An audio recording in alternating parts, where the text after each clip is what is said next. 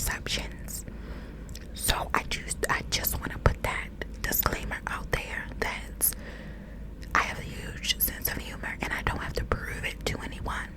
But at the same time, I'm real big on words and how a sentence is said and in what intent. I'm really big on that. So if I analyze something and I don't see that you're saying it as a joke, then my comment back to you is not going to be a joke. So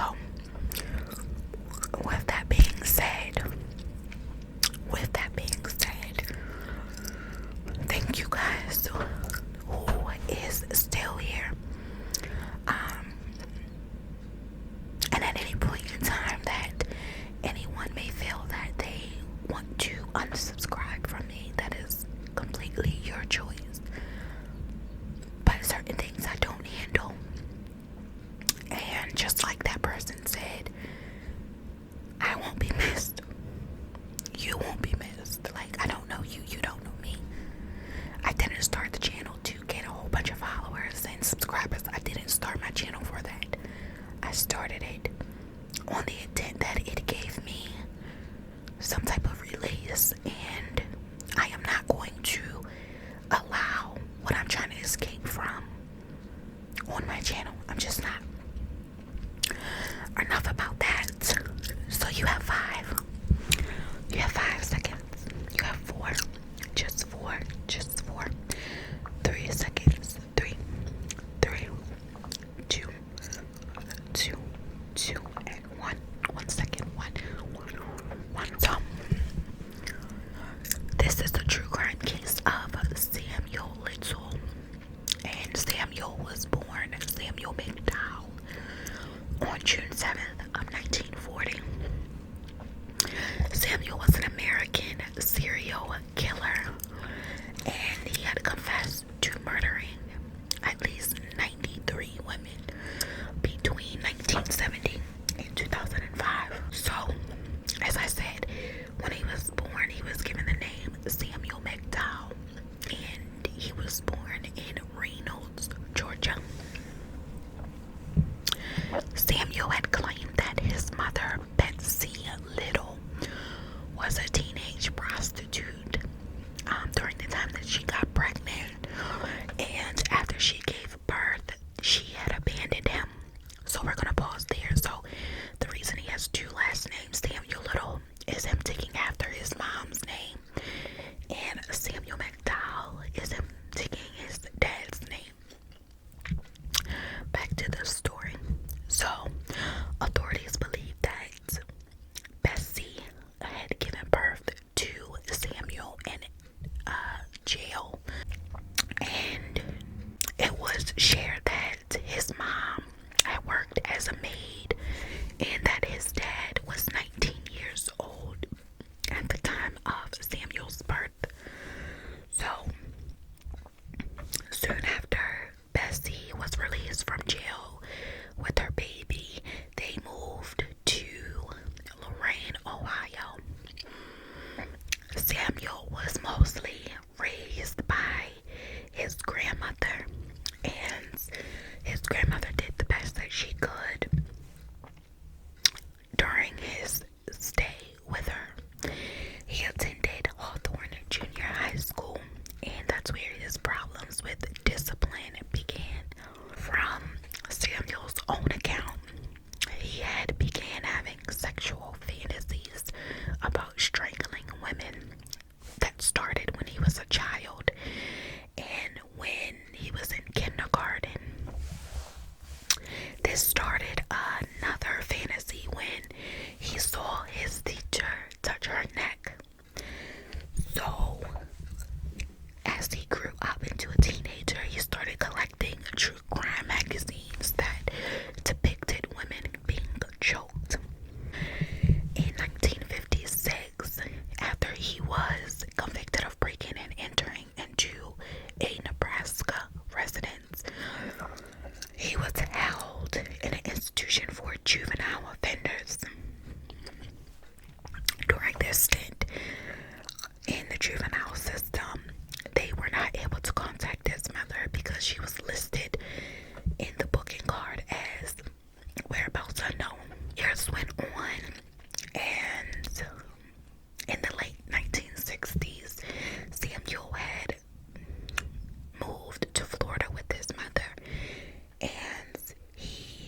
was working at various jobs.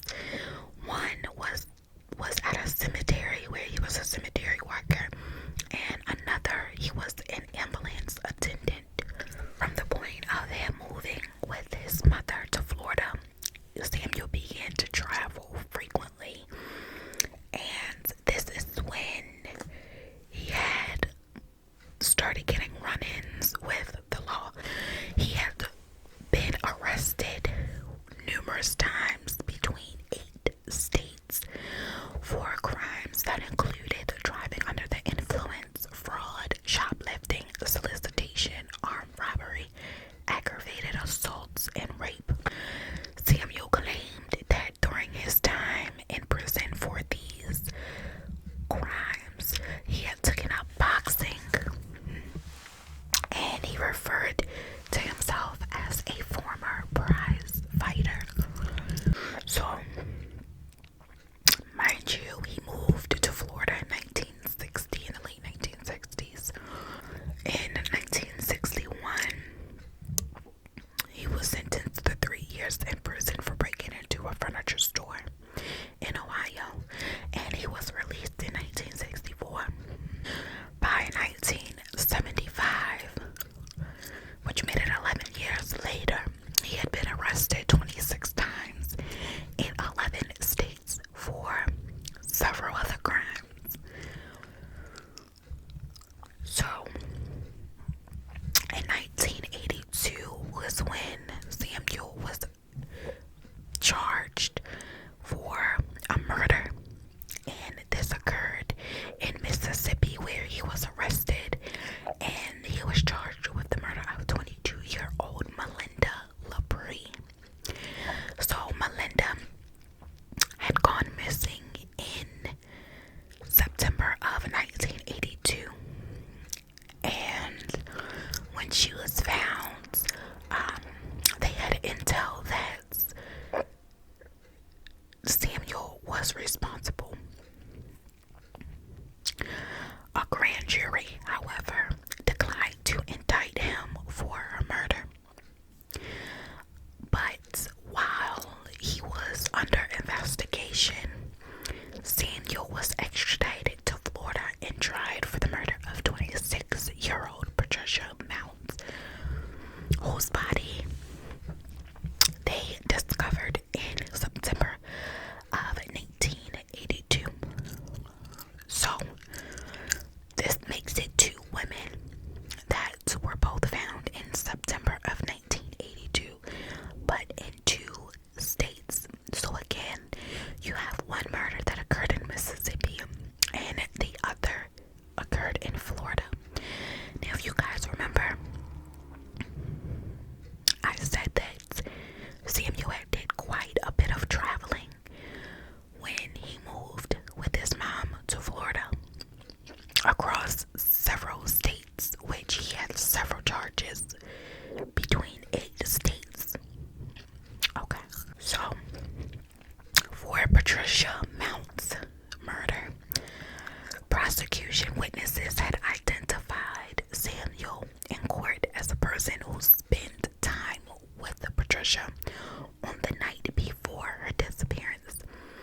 But due to the mistrust of witness testimonies, Samuel was acquitted in January of 1984. So, when the case was dropped in 1984, Samuel then moved to California, where he had stayed in the San Diego vicinity. And in October of that same year, he was arrested for kidnapping, beating, and strangling 22-year-old Lori Barrows, who she survived. 1 month later from that arrest, Samuel was found by police in the backseat of his car with an unconscious woman.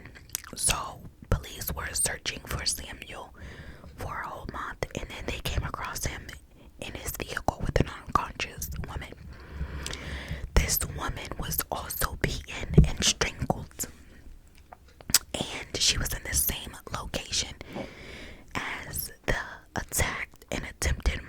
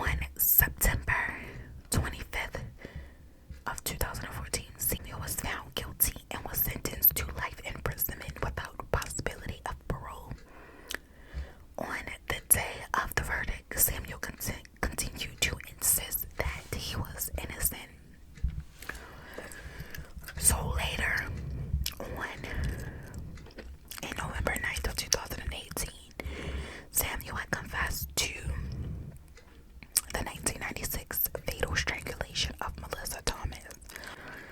There were dozens and dozens and dozens of other victims that he had confessed to, which I'm going to leave the link if you guys want to know each victim by name. It's so many, but Samuel was then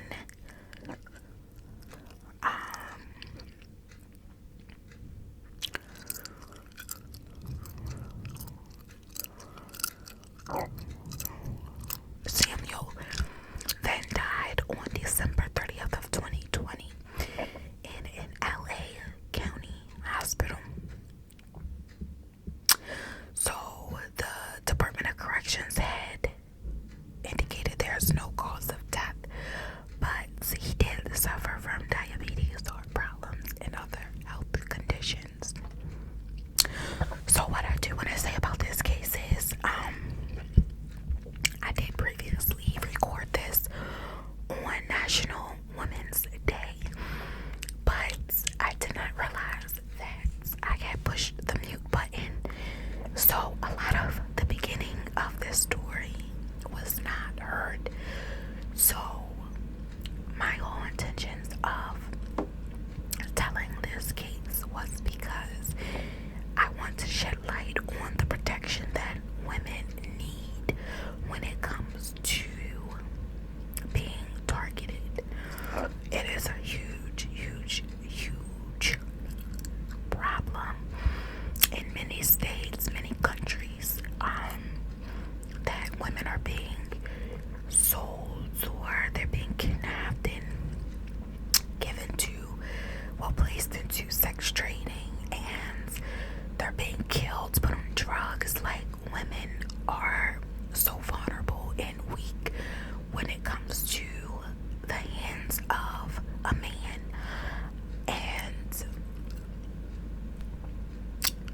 more light need to be shed on the protection of women, because ideally when you're approached by a man, it is hard for you as a woman to withhold the same strength as that man.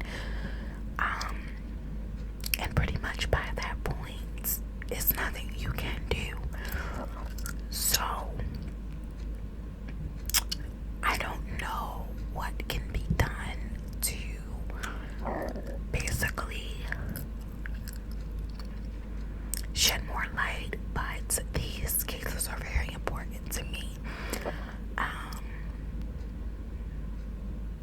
It's just very important. So my heart goes out to all of the victims, all of the victims' families that I meet. It's just a sad thing. And as I always say, do your part in being kind to everyone. Okay? Just that little bit can go a long way. Do your part. A lot of people may wonder why I always say be kind to everyone. Be kind. People might try to figure out why I always say be kind to everyone, because just that small gesture can change someone's day. It takes literally nothing from you to be kind, but it takes a lot from you to be unkind.